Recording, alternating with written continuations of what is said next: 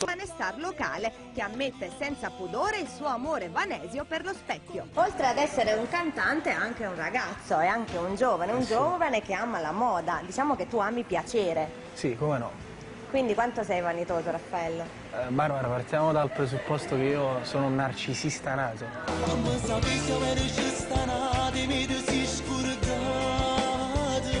Amo molto seguire la moda, essere aggiornato nei vestiti, scarpe lucide, calzini intonati con le shirt, mi piace molto vestire. E infatti è arrivato con i calzini viola in tinta con la maglietta e su una giacca di pelle a mezze maniche. Quella è la giacchettina di pelle con le mezze maniche. Mezze maniche, sì. È una cosa mia, creata da un mio stilista personale.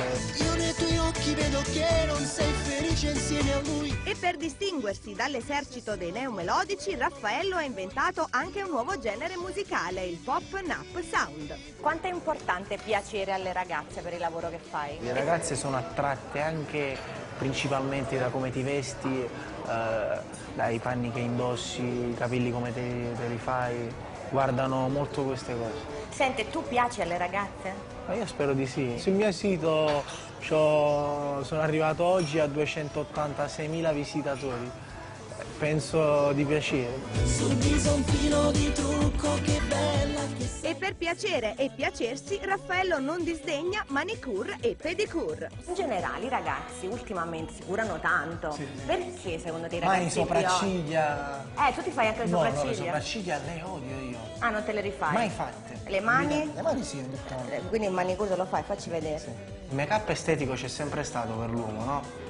In che senso make-up Mani estetico? e piedi. Ah, ma tu ti fai pure i piedi? Sì, sì. Che chic questo ragazzo, è troppo No. avanti. Pure quando tu ti arrabbi mi piaci di più. Gli uomini siamo diventati più vanitosi delle donne.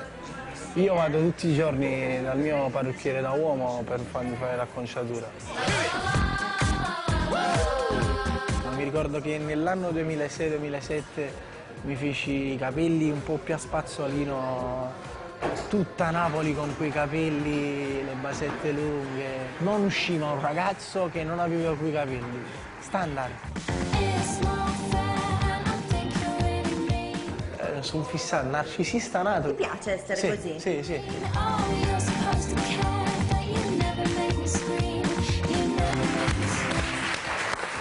Allora, prima di andare da Daniele, però voglio fare una domanda ad Adriana, ma anche a Sabina e Alessandra. Bisogna un po' anche stanare le donne, però, perché tu hai un fidanzato, un uomo normale nel senso, per carità, che non si depila, che si fa solo la barba, va bene? Sì. Allora a un certo punto, un certo giorno ti dice no, guarda, voglio cambiare la mia immagine, mi depilo, mi aggiusto le sopracciglia, mi faccio un tatuaggione da qualche parte.